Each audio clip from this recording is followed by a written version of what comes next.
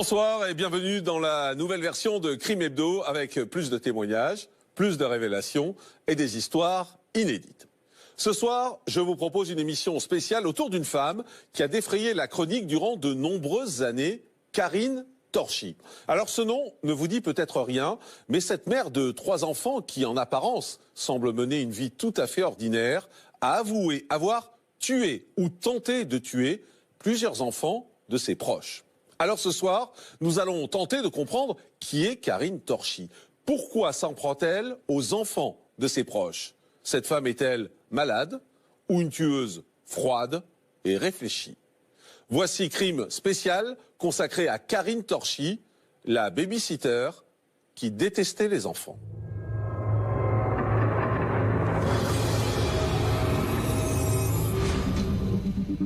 En 2009, à Belley, dans l'Ain, Vanessa vit seule avec ses 2 enfants depuis sa séparation.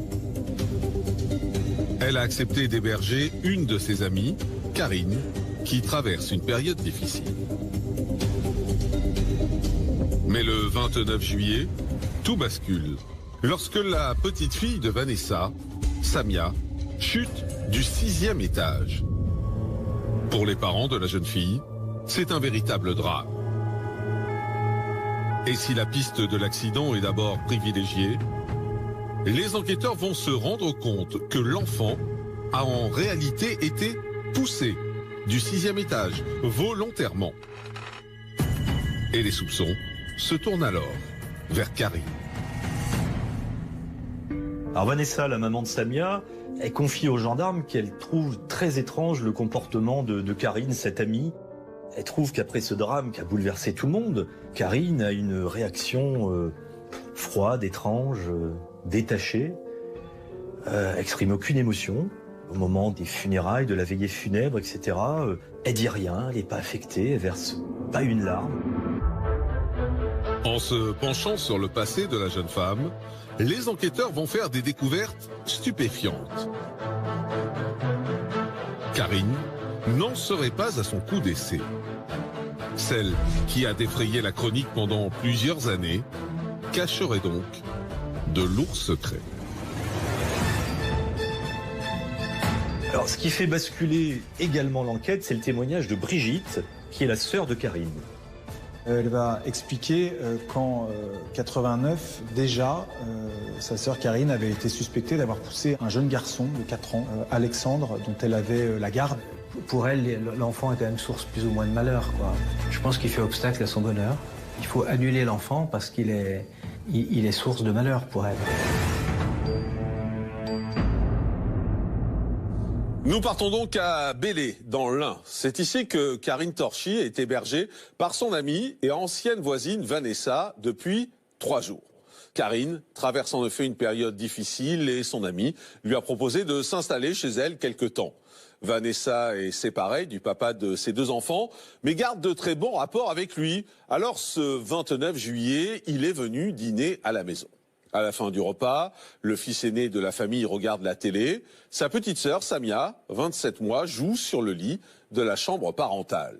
Les 2 ex-conjoints sortent fumer une cigarette sur le balcon, quand soudain, leur fille chute du 6e étage. Et rapidement, les enquêteurs vont se tourner vers Karine Torchy et ce qu'ils vont apprendre sur son passé va provoquer la stupeur.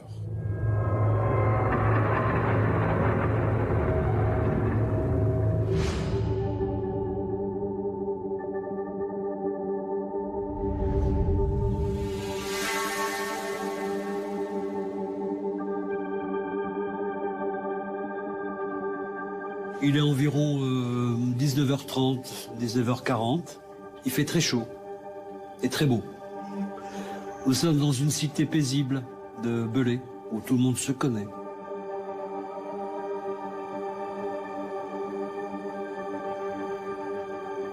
Une voisine marche dans les allées et repère à quelques mètres d'elle quelque chose qu'elle ne peut pas définir. Elle s'approche. Au départ, elle pense que c'est une poupée, puis elle reconnaît le corps d'une fillette tombée, et à côté d'elle, une poupée. Elle jette un œil et pense au départ que c'est rien qu'une chute de l'enfant de sa propre hauteur. Immédiatement, on reconnaît la petite Samia.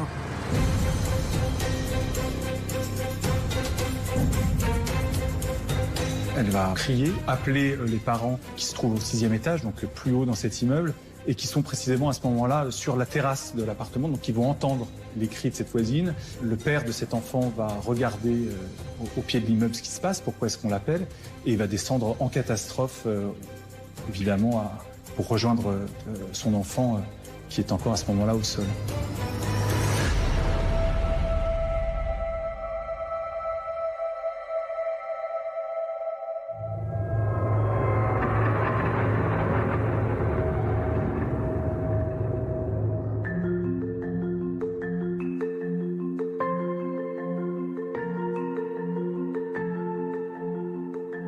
Âgée de 2 ans, Samia est la fille de Vanessa et Majdi.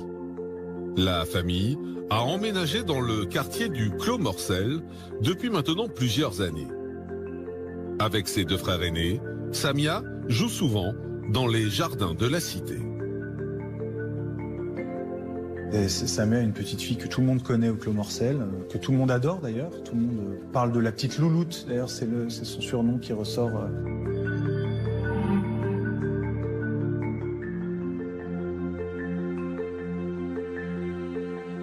Les parents sont séparés, mais ils sont parfaitement aimants. Elle est parfaitement intégrée dans sa fratrie. Il n'y a aucune difficulté particulière de prise en charge éducative. C'est une famille qui s'aime, où on s'aime, où certes on se sépare, mais où ça ne change rien sur la prise en charge des enfants. C'est une famille où tout va bien, en quelque sorte. Séparée du père de ses enfants, Vanessa héberge depuis 3 jours Karine, une de ses amies, qui traverse une période compliquée. C'est des anciennes voisines, elles se sont connues 7 ans auparavant, elles ont été voisines à Belay.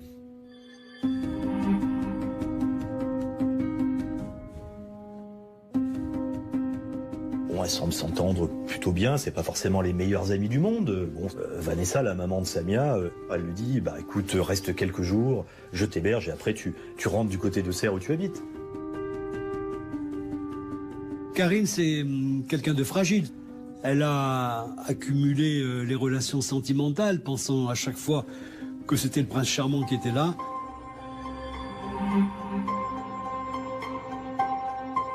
Elle a eu 3 enfants de 3 pères différents, 3 pères qui l'ont abandonnée et qui ne se sont pas occupés outre mesure du sort de leurs propres enfants. C'est une femme qui a une carrière professionnelle assez simple, plutôt tournée vers les autres, puisqu'elle a travaillé en milieu hospitalier et travaillé dans des maisons de retraite. Elle a cumulé les petits métiers pour essayer de faire vivre ses enfants qui n'étaient pas aidés de la manière la plus extraordinaire par leur père. Âgés de 7, 8 et 11 ans, les enfants de Karine sont actuellement en visite chez leur père. Peu entourée, cette mère célibataire voit donc son séjour chez son amie Vanessa comme une véritable bouffée d'oxygène. Sur son séjour, elle est plutôt enjouée, heureuse d'être là, de revoir les gens qu'elle avait pu côtoyer des années auparavant à Belay. Karine va séjourner chez la mère de Samia pendant 2 ou 3 jours. Aucune difficulté, une relation normale, de promenade, de déjeuner, de courses ensemble. Absolument une relation tout à fait normale pendant 3 jours. Aucun différent. Tout se passe plutôt bien, jusqu'au jour du terrible accident de Samia. Alors le 29 juillet, à la fin du repas, Majdi et son ex-compagne décident d'aller fumer une cigarette dans une sorte de petite loggia à côté du salon. Karine, elle, reste manifestement dans le salon sur l'ordinateur et les enfants sont dans l'appartement. La petite Samia, en fait, jouait sur le lit de la chambre parentale et son frère aîné, qui est âgé de 6 ans, regarde la télé. Alors il est, comme les enfants de cet âge, il est vraiment focalisé sur la télé. Alors Vanessa, la maman de Samia, appelle Karine, viens voir, peut-être pour fumer une cigarette aussi. Karine, elle passe la tête par l'entrebâillement, elle dit « J'arrive, je vais prendre mon téléphone ». Et donc elle retourne dans le salon, pour chercher son téléphone. Et là, il se passe, alors selon le papa, 1 minute, peut-être 2 minutes. Je crois qu'il évalue qu'il a quasiment fini de fumer sa cigarette.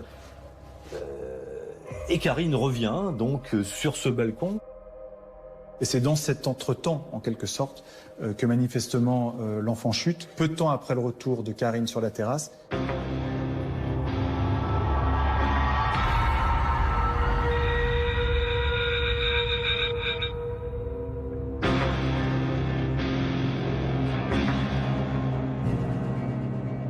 Majdi va entendre cette voisine, ce témoin, crier du pied de l'immeuble qu'un accident gravissime manifestement a eu lieu.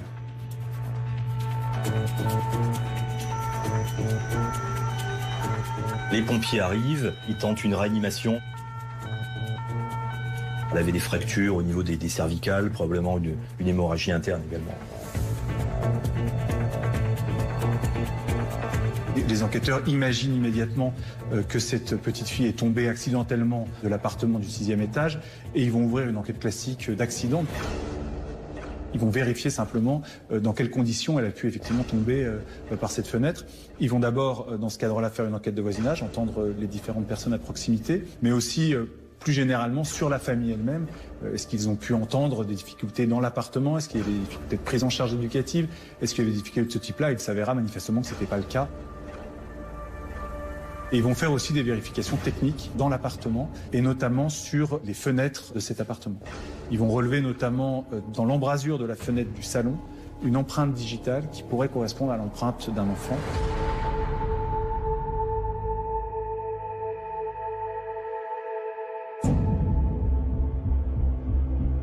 On sait que une chaise était proche de cette fenêtre du salon qui était effectivement ouverte, mais avec des volets baissés sur à peu près, disons qu'il restait un jour d'une vingtaine de centimètres. Donc ça paraissait pas impossible que la petite ait pu grimper sur cette chaise, essayer de voir, se pencher.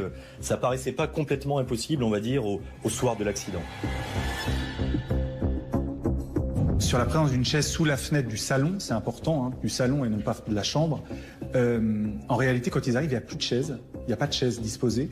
Mais au cours de l'enquête, ils vont entendre une des voisines qui est rentrée rapidement dans l'appartement pour venir au soutien des parents qui vivent un drame. Et cette voisine va expliquer que en rentrant dans l'appartement, elle a constaté la présence d'une chaise sous cette fenêtre et qu'elle-même a replacé, pour éviter un suraccident, il y a des enfants, il y a d'autres enfants, elle a elle-même replacé la chaise sous la table et elle a fermé la fenêtre.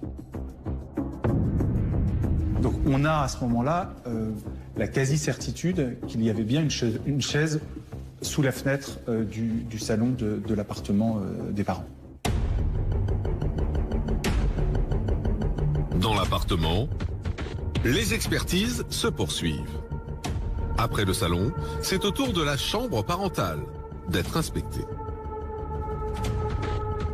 Les investigations qui sont faites dans la chambre permettent de relever qu'il n'y a aucun élément qui permette de considérer qu'un meuble a été déplacé, qu'une chaise a été tirée, qu'une table de nuit a été déplacée par un enfant pour monter jusqu'à la hauteur de la fenêtre.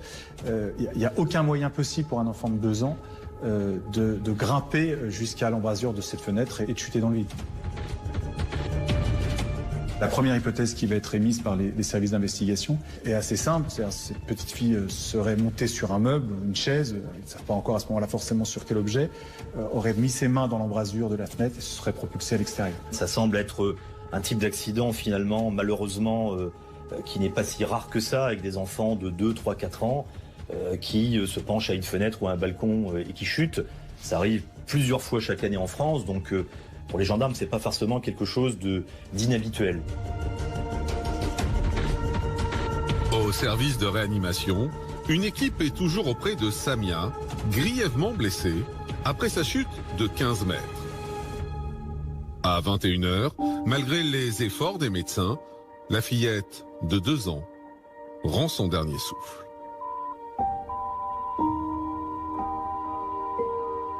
Alors, il n'y a pas d'autopsie qui est demandée par le parquet de Belay à ce moment-là. On peut imaginer que le parquet de Belay a considéré qu'on était plutôt sur une thèse accidentelle et dès lors ils estimaient que cette autopsie n'avait pas vocation à être faite, que d'ailleurs l'examen de corps suffisait pour établir le lien de causalité certain entre la chute et la mort de cet enfant. L'enquête conclut rapidement à un accident, c'est-à-dire il repère une chaise adossée à l'encadrement d'une fenêtre. Et les premiers éléments de l'enquête disent que l'enfant est monté sur la chaise et a fait une chute accidentelle. Mais un peu plus tard, une voisine de l'immeuble d'en face va apporter un élément important à l'enquête. Elle va dire de façon très claire que cette petite fille n'est pas tombée de la fenêtre du salon, mais qu'elle est tombée de la fenêtre de la chambre.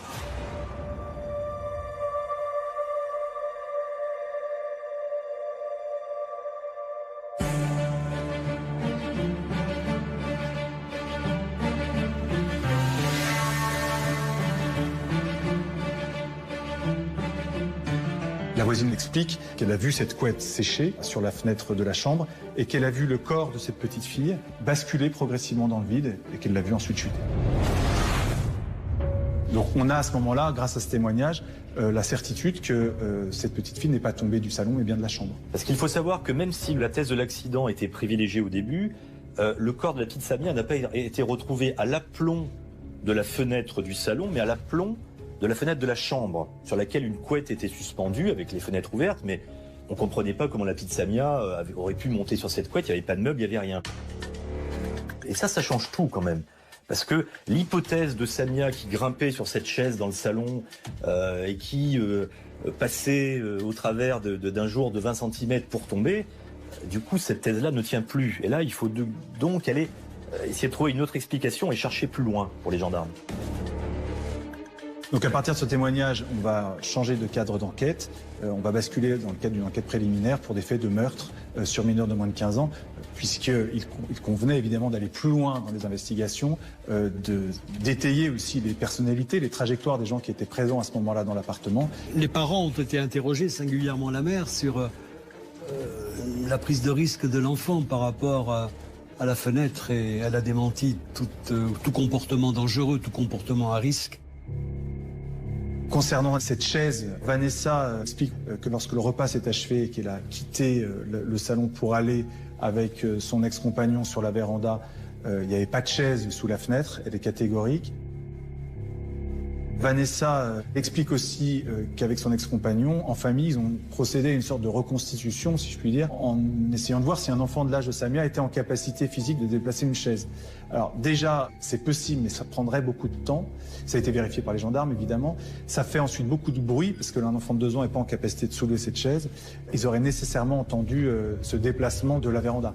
D'autant plus que dans cette même pièce, dans ce même salon, il y avait un enfant de 6 ans, le frère aîné de Samia, qui était en train de regarder la télé. Alors même focalisé sur la télé, même concentré, même si son angle de vision n'était pas tout à fait vers la fenêtre, il aurait quand même entendu la petite tirer la chaise.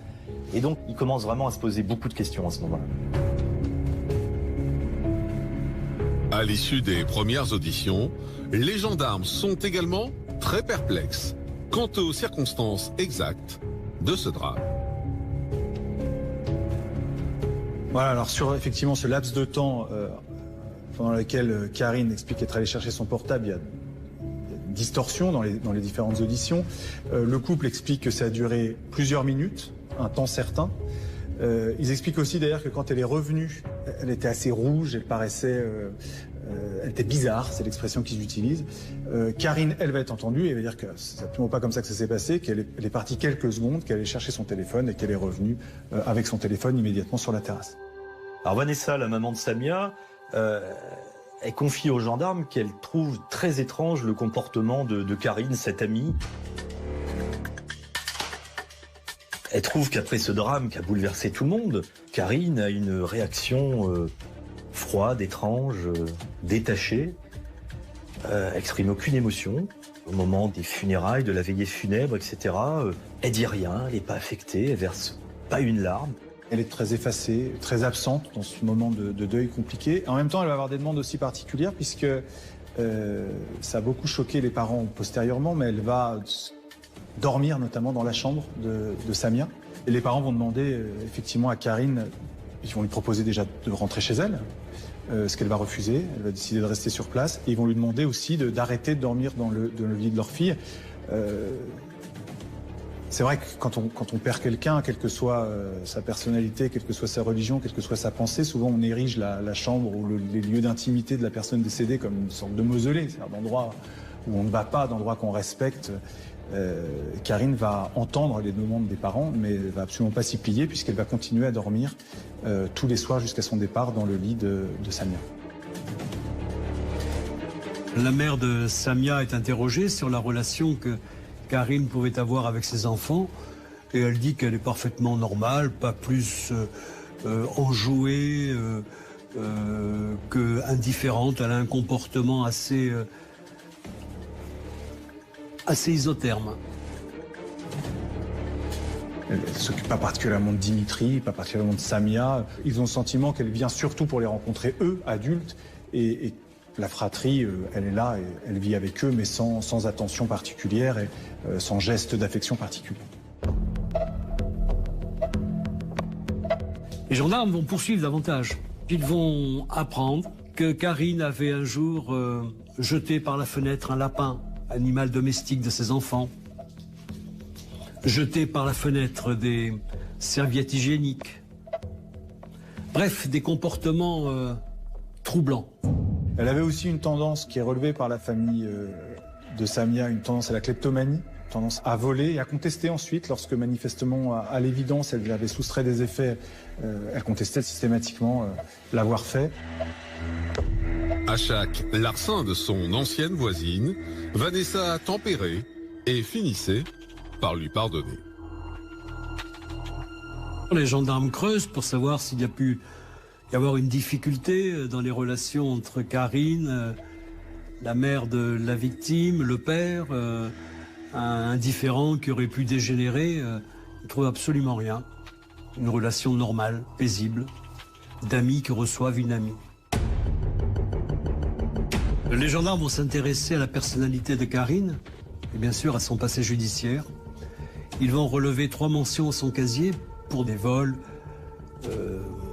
des attitudes qui sont plus proches de l'incivilité grave que du crime.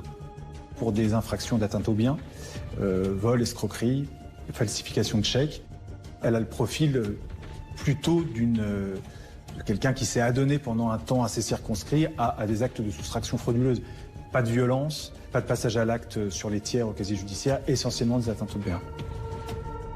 Mais néanmoins, le casier de l'intéressé va permettre aux gendarmes de commencer à tirer un fil d'une pelote qui va s'avérer dramatique. Alors, ce qui fait basculer également l'enquête, c'est le témoignage de Brigitte, qui est la sœur de Karine.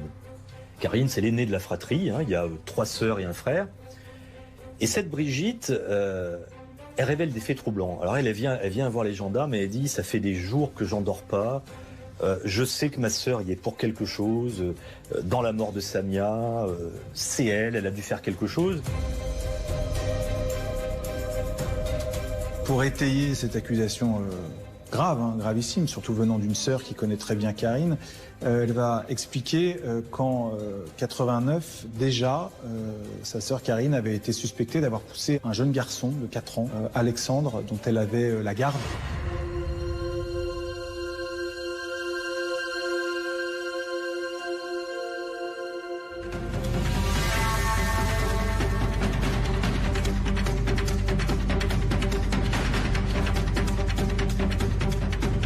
On est en 89, Karine a une quinzaine d'années. Brigitte se souvient que ce petit garçon avait expliqué que sa babysitter de l'époque l'avait invité à s'approcher de la fenêtre de la maison au premier étage, l'avait même aidé à se mettre debout dans l'embrasure de cette fenêtre et ce petit garçon racontait avoir été tout simplement poussé.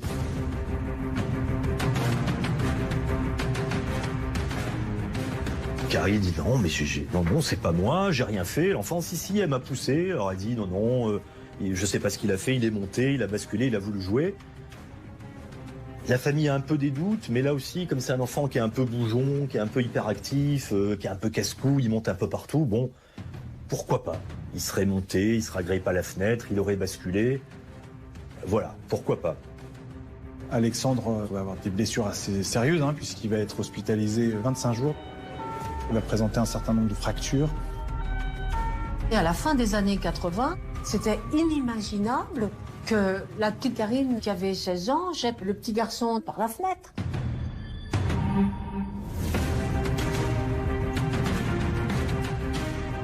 C'est quelque chose que, je crois, les familles et la population en général ne pouvaient pas concevoir. Ce n'était pas concevable. Donc, en plus, c'était intrafamilial, ça s'est un peu arrangé comme ça, mais ils ne pouvaient pas porter plainte.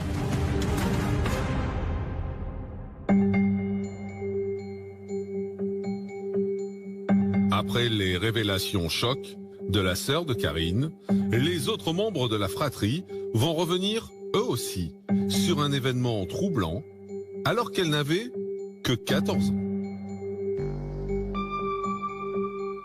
Lors de l'audition du frère et de la sœur cadette de Karine, de nouveaux faits, on va dire de même nature, en quelque sorte, vont être révélés, puisque les deux vont évoquer un passage à l'acte potentiel de Karine en 87 sur un petit garçon qui avait d'ailleurs une maladie génétique grave. C'était un petit garçon qui avait du mal à s'exprimer, qui avait du mal à se déplacer, qui n'était pas autonome. Et le frère et la sœur de Karine vont révéler que Karine avait manifestement brûlé au fer à repasser ce petit garçon dans le dos.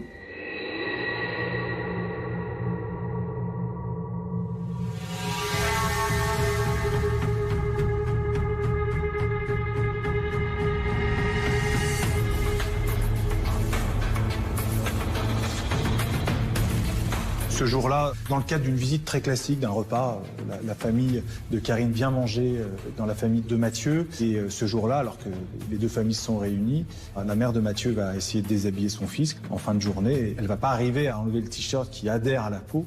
Et elle va comprendre, finalement, en arrivant à enlever ce t-shirt, que son fils a été brûlé au 3e degré très profondément. C'était pas une brûlure accidentelle, parce que quand on tombe sur une cheminée ou sur un fer à repasser, dès qu'on est brûlé, on a le réflexe de s'éloigner de l'objet qui vous brûle. Là, l'enfant a été brûlé au 3e degré. Il a été admis au service des grands brûlés à Lyon. Une brûlure atroce. La chemise qui collait à la peau et plus de peau. Et elle va alors immédiatement s'interroger sur ce qui a bien pu se passer dans l'après-midi, en sachant que ce petit garçon était de toute façon dans l'incapacité de se brûler tout seul. Il a de vraies difficultés à se déplacer, il a des difficultés d'autonomie, et il ne pouvait pas brancher un fer à repasser, il ne pouvait pas mettre en marche le fer à repasser et s'appliquer lui-même directement, en plus à un endroit très éloigné sur le dos, ce fer à repasser. Et immédiatement, les doutes vont se recentrer sur Karine. Karine va expliquer bien sûr qu'il s'agit d'une chute accidentelle de l'enfant sur le fer à repasser. Et on va se satisfaire de cette déclaration. Il n'y aura pas d'enquête judiciaire qui va être ouverte. Personne ne va dénoncer ces faits à la police ou à la justice. Karine va contester ces faits en disant qu'elle a absolument pas brûlé ce petit garçon, qu'il est tout à fait possible que ce petit garçon l'ait fait tout seul. Et l'affaire s'en est arrêtée là, en quelque sorte.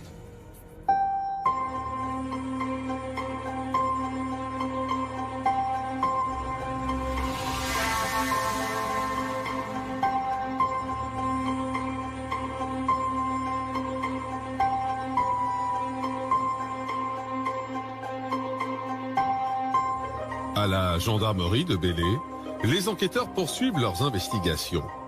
Et plus elles avancent, plus leur attention se porte sur Karine.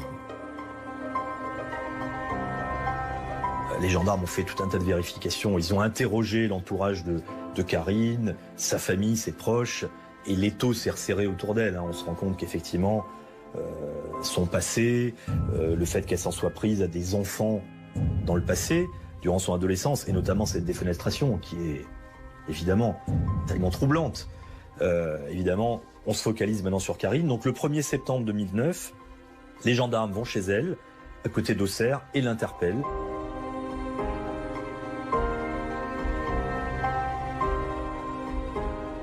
Karine est surprise de ce placement en garde à vue. Pour elle, c'est un accident, c'est ce qu'elle va dire d'abord. Pour elle aussi, les choses se sont quasiment arrêtées à son départ. C'est-à-dire lorsqu'elle a quitté le Clos Morcel et Belay, cette histoire était, en tout cas dans son esprit, terminée. Et elle est effectivement particulièrement surprise de voir la gendarmerie nationale venir la chercher chez elle. Lors de son audition d'engueule, Karine va expliquer qu'elle n'a effectivement pas tout dit concernant ces faits et qu'elle a vu Samia chuter par la fenêtre. Elle est retournée prendre son téléphone portable dans le salon et à ce moment-là, elle a vu la petite qui se penchait à la fenêtre de la chambre et elle a été un peu paralysée, elle l'a vue tomber, elle s'est même approchée de la fenêtre. Elle raconte qu'elle s'est penchée et qu'elle a vu la petite chuter et s'écraser au sol et qu'elle était paralysée, qu'elle n'a rien pu faire, qu'elle est retournée avec les parents, qu'elle n'a rien dit, pensant qu'on aurait pu l'accuser ou lui reprocher de ne pas l'avoir retenue, d'avoir fait quelque chose.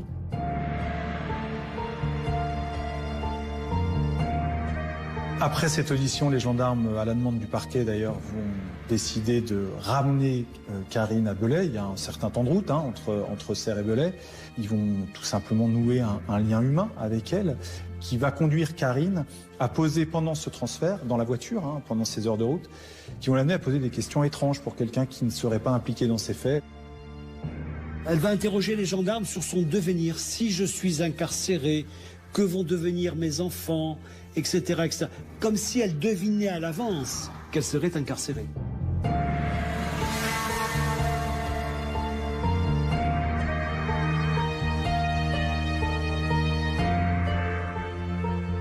Karine ne va pas être entendue immédiatement. Elle va passer une nuit à la gendarmerie de Belay. La brigade de recherche va lui laisser un temps, en quelque sorte, de réflexion qui s'avérera plutôt prolifique. Parce que le lendemain, lorsqu'elle va être entendue en audition, Karine va expliquer que le 29 juillet, après le repas pris avec la famille de Samia, les parents vont aller sur la terrasse, fumer une cigarette, qu'elle va rester dans le salon sur cet ordinateur, qu'elle va rejoindre un temps court les parents sur la terrasse, puis retourner dans le salon. Et lorsqu'elle est dans le salon, elle va voir, dans la pièce en face, Samia de dos, à proximité du lit de ses parents. Elle va s'approcher de cet enfant de 2 ans. Elle va la saisir par la taille, sans un mot, sans rien lui dire, sans raison en tout cas particulière. Elle va la soulever, s'approcher de la fenêtre. Samia est donc de dos, elle la tient comme ça, et elle va la jeter dans le lit.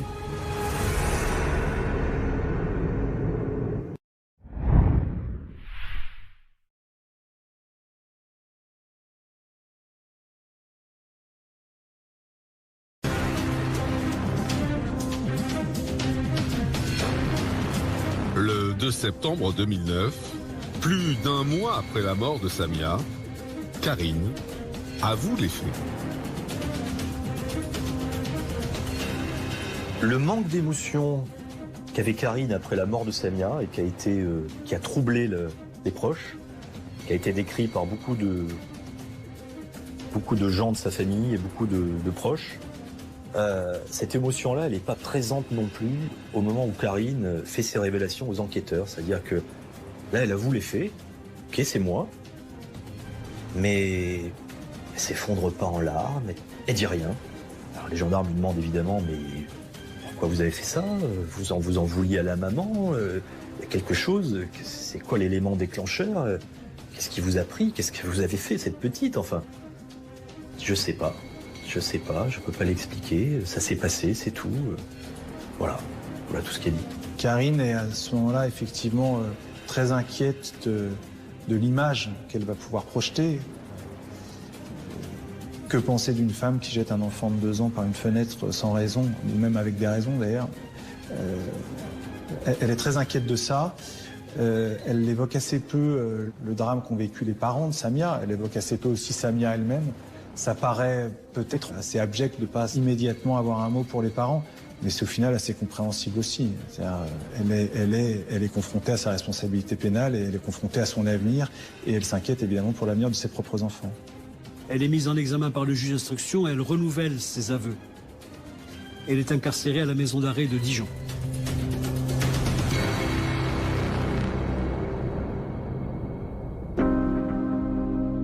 Dans la petite commune du département de l'Ain, l'émotion est à son comble.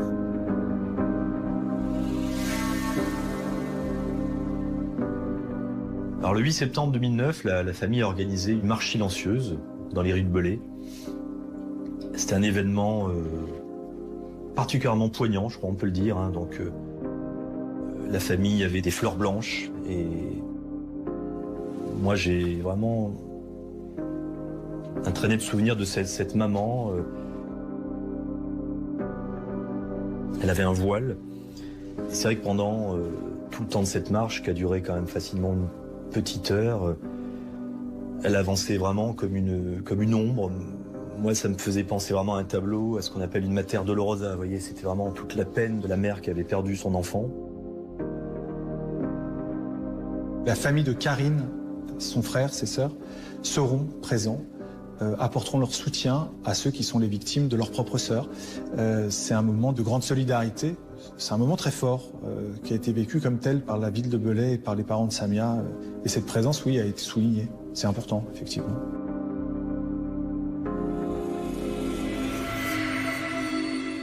Mais 3 mois après le drame, alors que l'instruction suit son cours et que la famille de Samia tente de faire son deuil, Karine revient sur ses aveux.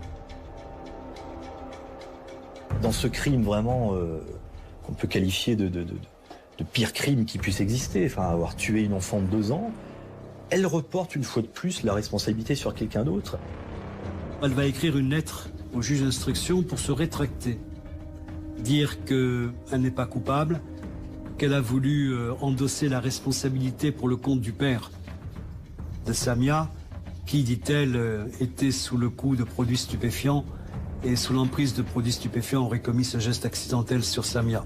Elle dit qu'il est arrivé dans l'appartement, qu'il était ivre, qu'il avait fumé du chichon, je crois que c'est le terme qu'elle emploie, pris de la cocaïne, qu'il avait pris la gamine sur ses épaules pour jouer et qu'elle était tombée et qu'ensuite il l'avait menacée, c'est les mots qu'elle emploie, menacée en disant « dis que c'est toi, sinon je vais te tuer », etc. Et ça, elle l'écrit noir sur blanc au juge, quelques mois après les faits.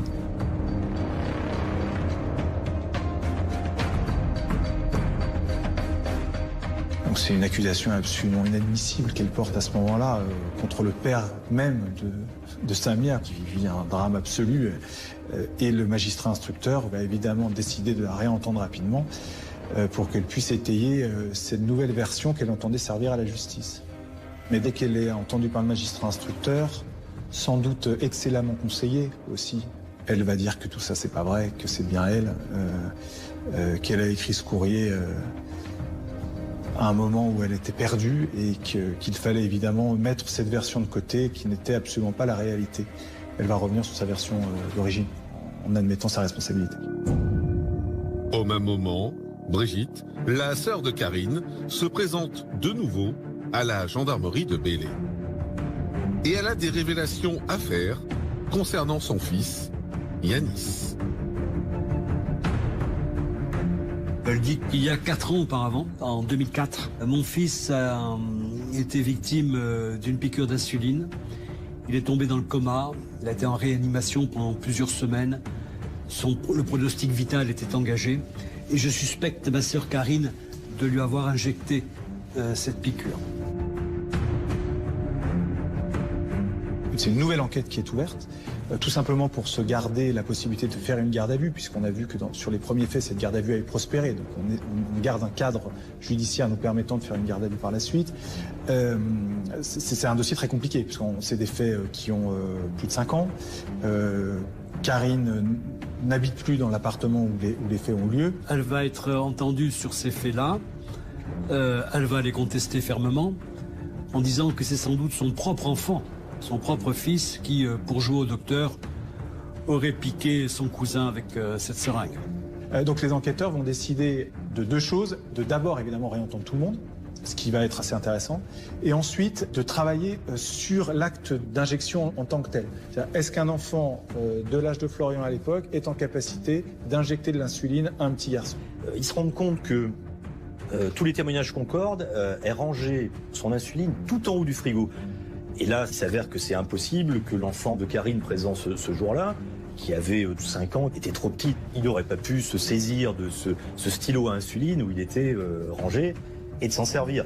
D'autant plus que c'est un système assez compliqué. Il faut déverrouiller un cran, appuyer, enlever un capuchon. Donc ils en déduisent que non, un enfant n'a pas pu faire ça pour jouer. comme Karine semble le dire. Et elle va à nouveau incriminer une nouvelle personne, c'est sa sœur Brigitte. Elle va dire, à mon avis, si c'est pas moi, vous me dites que Florian n'était pas là, c'est pas Florian. Donc si ce n'est pas moi et si c'est pas Florian, c'est forcément la propre mère de Yanis qui a opéré cette injection. Pour une raison que je ne peux pas vous expliquer, elle va dire, vous savez, parfois les gens font des choses étranges. Ce qui est dans la bouche de Karine, assez savoureux quand même, mais c'est ce qu'elle va dire. Elle va accuser sa sœur.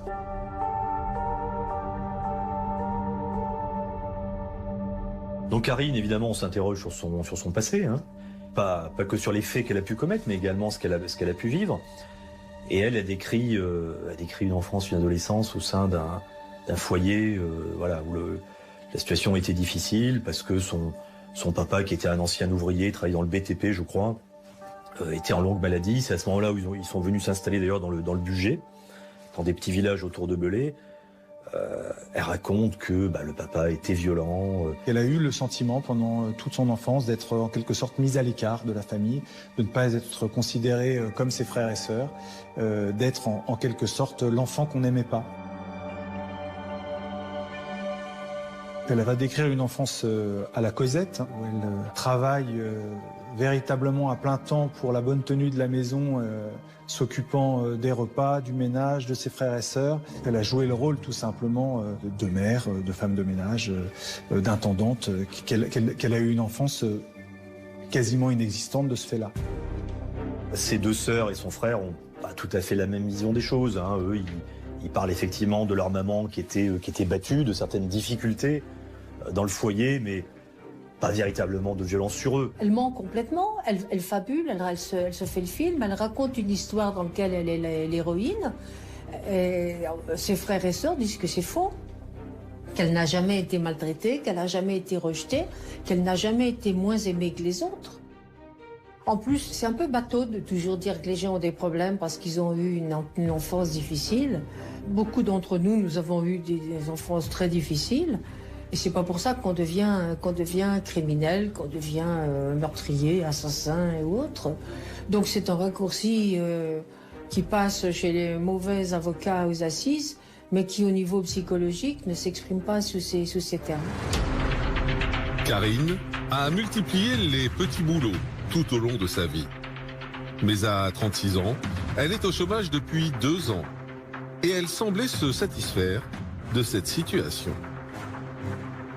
C'est plutôt son oisiveté qui est décrit, hein. Depuis quelques années, elle vivait plutôt d'allocations, d'aide sociale, elle travaillait plus trop. Il y avait tous ces petits larcins, ces escroqueries avec ses chèques volés. Karine, c'est quelqu'un de fragile.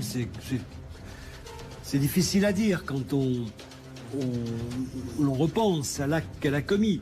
Mais c'est une écorchée de la vie. Elle s'est vite retrouvée dans l'incapacité d'élever 3 enfants avec de faibles moyens, avec cette structure psychologique démantelée. Et donc, bien sûr, les services sociaux se sont inquiétés et ont pris en charge les enfants pour les éloigner à un moment donné de cette mère qui était dans l'incapacité de s'en occuper. Ce qui n'a pas empêché Karine de toujours aimer ses enfants. Aimante avec ses 3 enfants, elle aurait même dû en avoir un 4e. Mais un tragique événement l'en empêche. En 2000, Karine fait une fausse couche à 6 mois et demi de grossesse. C'est extrêmement important, la perte de cet enfant dans la trajectoire de Karine, pour expliquer peut-être ses passages à l'acte. Mais elle va expliquer que la mort d'Anthony, c'est comme ça qu'elle le dit, est pas du tout liée à son propre comportement, mais qu'elle a été victime de violences conjugales. Les explications médicales et de son entourage sont tout autres. Alors ils disent que c'est plutôt sa faute, c'est-à-dire que cette Karine est diabétique, donc il fallait vraiment qu'elle prenne son traitement régulièrement, qu'elle surveille son alimentation, qu'elle surveille son poids. Sa grossesse est une grossesse à risque. Elle est suivie par les médecins et elle va progressivement se soustraire de ce suivi médical. Elle ne va pas respecter les propositions médicales, en tout cas les injonctions médicales qui lui sont faites, notamment sur le fait d'arrêter une activité, de réguler son alimentation, de prendre son traitement à l'insuline avec des tempos clairs et marqués, et elle va perdre cet enfant. Elle va lui donner un prénom, Anthony. elle va accoucher d'un enfant mort-né.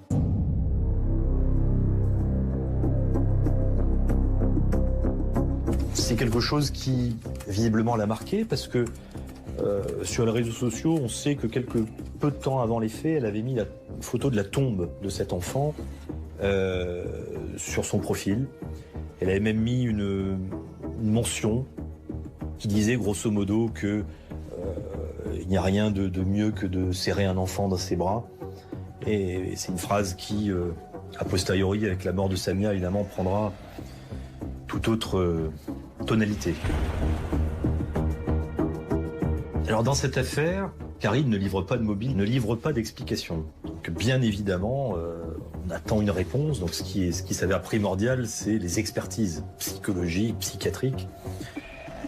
Il y en a deux. Il y a une expertise et une contre-expertise qui est faite. C'est une femme qui a abordé l'examen, la situation d'examen sans aucune difficulté, qui a bien compris pourquoi on l'a rencontrée.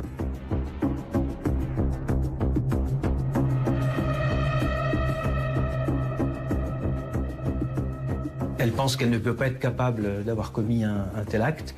En même temps, elle sait très bien qu'elle était seule à ce moment-là avec l'enfant et que, visiblement, c'est quand même une des possibilités majeures qu'elle soit à l'origine de l'acte. Elle est vraiment dans une espèce de dénégation, mais voilà, de reconnaissance, de non-reconnaissance. Elle est un peu dans cet entre-deux. Les experts relèvent que manifestement cette femme n'est pas prise dans des phénomènes délirants, qu'elle est en prise avec la réalité, qu'elle comprend les interdits. Les psychiatres expliquent que Karine nourrirait un lien étroit entre le mal et l'enfance. C'est lié à la façon dont elle a vécu elle-même son enfance. C'est lié également à ce déficit d'intérêt qu'elle explique avoir subi, en tout cas vécu lorsqu'elle était beaucoup plus jeune. Et manifestement, elle supporte assez mal de ne pas être au centre des attentions des autres. Et elle supporte de fait assez mal d'être avec des enfants qui sont eux-mêmes au centre des attentions des autres. Pour elle, l'enfant est quand même source plus ou moins de malheur, quoi. Je pense qu'il fait obstacle à son bonheur. Il faut annuler l'enfant parce qu'il est source de malheur pour elle. Quand on regarde un peu sa trajectoire, c'est surprenant. En juin 2010, près d'un an après la mort de Samia, une reconstitution des faits a lieu dans l'appartement de Vanessa. J'ai prévenu Karine que le moment allait être très douloureux, qu'il y aurait d'abord un accueil violent. Ça a été le cas, puisqu'on a entendu des cris à mort, avec un cordon de sécurité digne d'une reconstitution d'un acte de terrorisme. C'est surtout un face-à-face. Un face-à-face dans une pièce fermée entre les parents de Samia et Karine. Et c'est évidemment très difficile. Karine va adopter une position de retrait, elle va refuser de faire les gestes. Si Karine refuse de coopérer physiquement à la reconstitution, elle confirme avoir déplacé la chaise sous la fenêtre du salon. Si elle déplace cette chaise, si elle la met sous la fenêtre, c'est qu'elle a parfaitement conscience qu'il va y avoir une enquête. Elle sait qu'il va y avoir des vérifications, elle sait qu'il va y avoir des investigations, elle sait qu'il y a un péril pénal, et elle sait dès lors que ce qu'elle a commis est totalement interdit et parfaitement dramatique.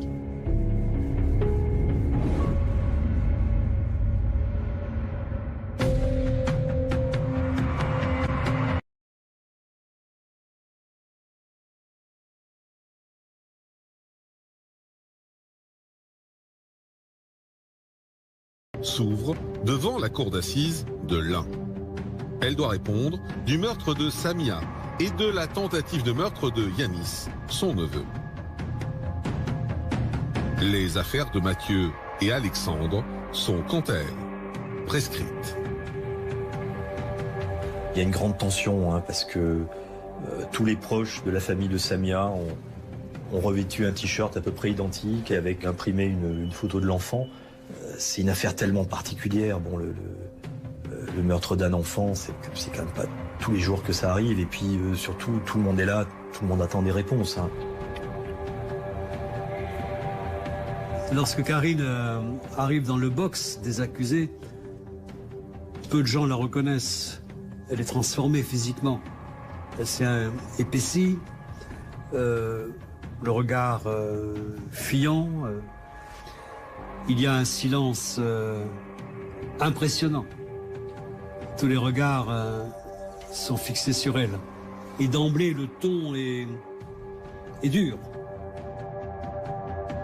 Et j'ai demandé à Karine de tenter d'apporter des éléments de réponse.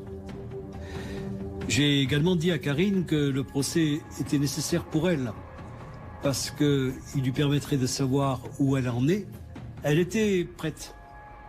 Elle était prête. Craintive, apeurée, prête. Son seul soutien, c'était moi. Et elle passe, on va dire, les 2 jours de procès sans dire grand-chose.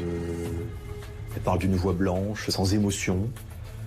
Elle parle d'elle, de son enfance. Elle confirme des choses. Elle dit oui, elle dit non. Elle dit je sais pas.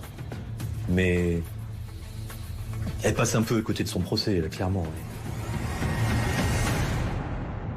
Lorsque la mère de Samia dépose à la barre, effectivement, elle dépose avec beaucoup de dignité, explique avec beaucoup de clarté son malheur. Elle explique aussi le drame que vivent ses enfants, et notamment un de ses enfants, Dimitri, qui ne comprend pas l'absence de sa sœur, qui sent responsable, oui, presque coupable de la mort de sa petite sœur, et qui souhaiterait que l'ensemble de la famille la rejoigne.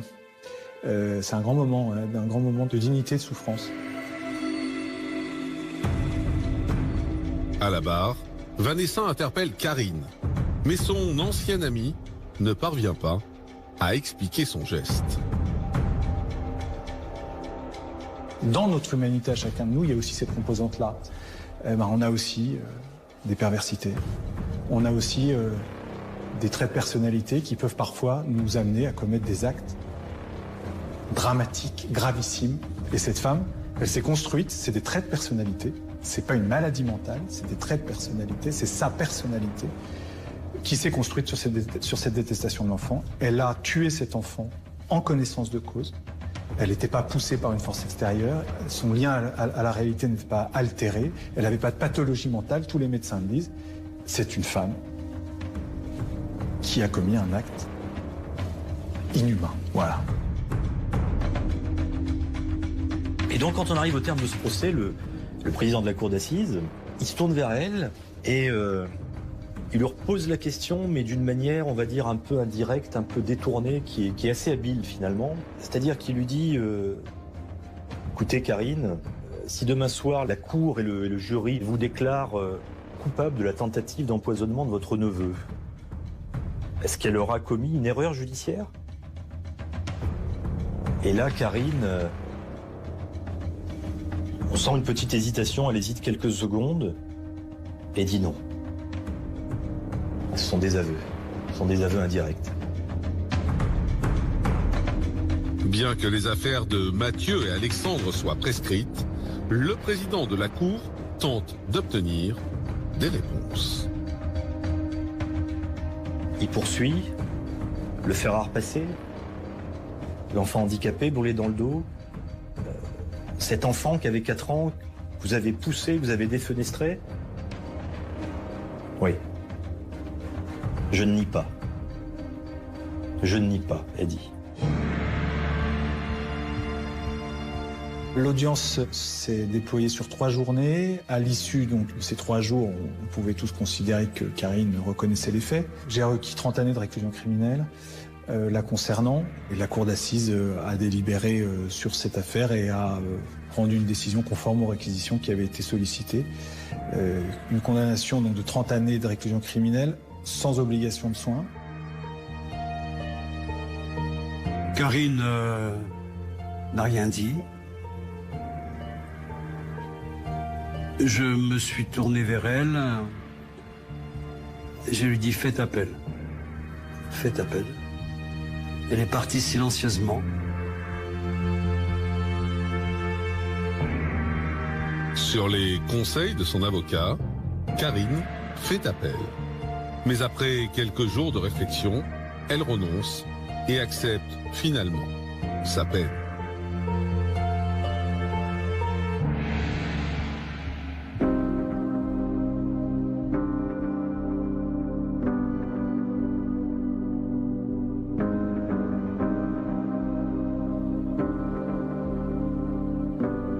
La famille de Samia, quant à elle, sortira de ce procès avec une immense frustration, celle de ne pas savoir pourquoi leur fille est morte.